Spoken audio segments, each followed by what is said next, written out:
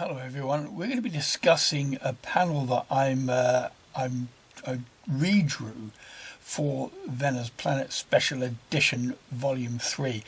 This is the version that as it appears in the existing Peril in Prime City book, which is in black and white. It doesn't necessarily bear close inspection zoomed in like this, but I think it works fine on the printed page.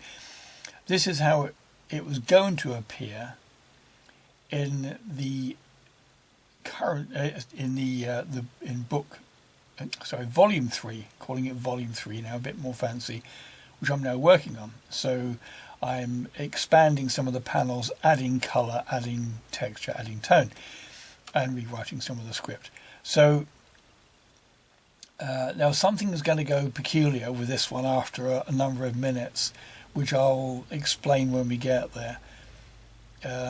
So I don't know if you got anything from the opening couple of seconds of this video, but what happens here is the Countess, otherwise known as Galo, jumps onto the roof of the little craft that Venna is flying. And I'll just explain here that what I'm doing is applying some shading, and I'm using a separate layer. So I'm just putting down a lot of flat blobby tone here, and it doesn't matter what color it is really, because in a minute you'll see what I'm doing with that. Actually it turned out to be a complete waste of time, but it's all interesting.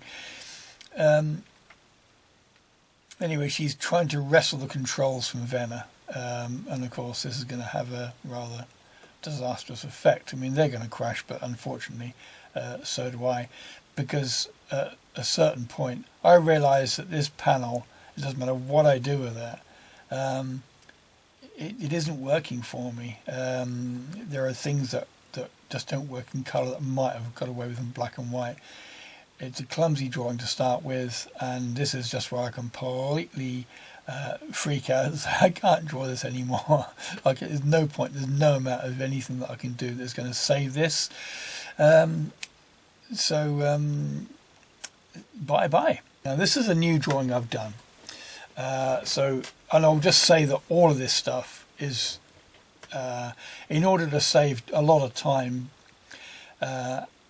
I'm playing this back at 4 times the normal speed. So I'll just blob in basic colour, just drop in tones where I can, and then we put all the effects in afterwards, or the graduated toning and everything else, and colour alterations. Now I know a lot of these things actually do look better in black and white, and I like black and white. I like all the things with the cross hatching and all the effects you can do with that. But as I'm working in colour, you just have a different approach to it. Initially it was just going to be dropping colour over the top of the existing artwork, and then I did a couple of panels using more textures and so on, and I had to do all of it like that. So I did end up redrawing 2/3 of everything that I did. So it wasn't a case of just, oh well, blob colour onto that and it'd be done. I've saved as much as I could, because I think there are some pleasing drawings and I didn't want to lose them. In fact, with this one, the one part that I've saved was Venna's face, which I took from the original one and just dropped it onto this one, because I think that works just fine.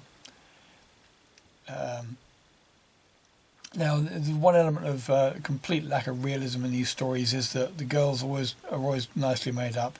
Their fingernails don't get ruined.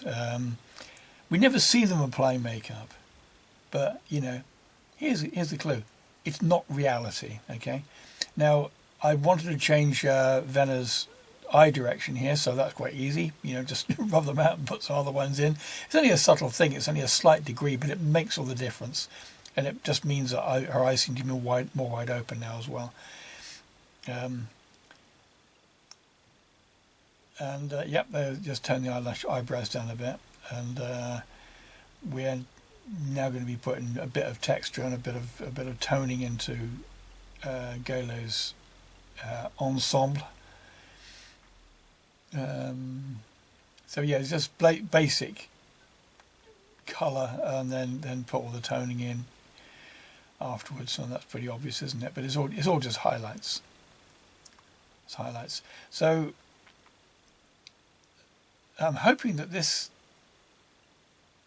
which I drew a little while before adding this colour. I mean, and this is the afternoon at the moment. I drew it this morning. It might have been better to have included a recording of me actually drawing the picture, but I didn't. Next time maybe. The little craft she's sitting in is either called a chaser or a buzzer, depending on how they're referring to it. It's like you've seen the droner, which is the propeller-driven aircraft that the Krogs use. There's quite a lot of those, and they've got these mini ones which are faster, but they don't have much of a range.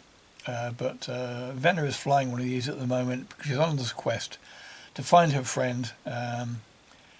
Unfortunately, Galo has managed to track her down. If you look at the other video in which I show her boarding the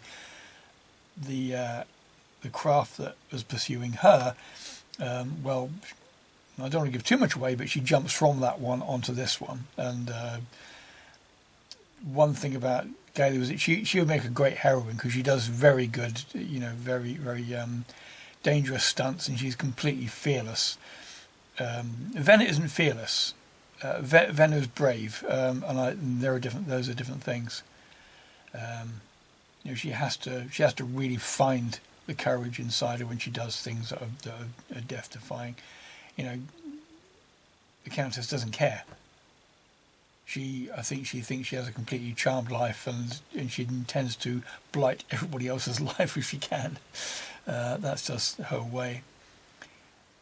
So I hadn't really worked out the interior of this, but because there are only a couple of shots where we see the inside of this little one-person craft. It's really a one Krog craft. It's not really designed for people.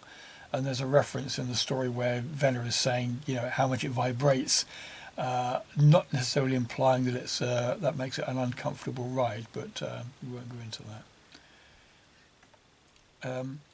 It's likely that I will add some colour or take away some colour or textures after I've posited this into the page, and just to balance everything out, because I do a lot of these drawings separately, then assemble them, then you find that they don't match in ambience, or it's a bit pretentious, but I don't want to look like a patchwork. So having put them all in place, I'll then go over the whole lot and make sure that they all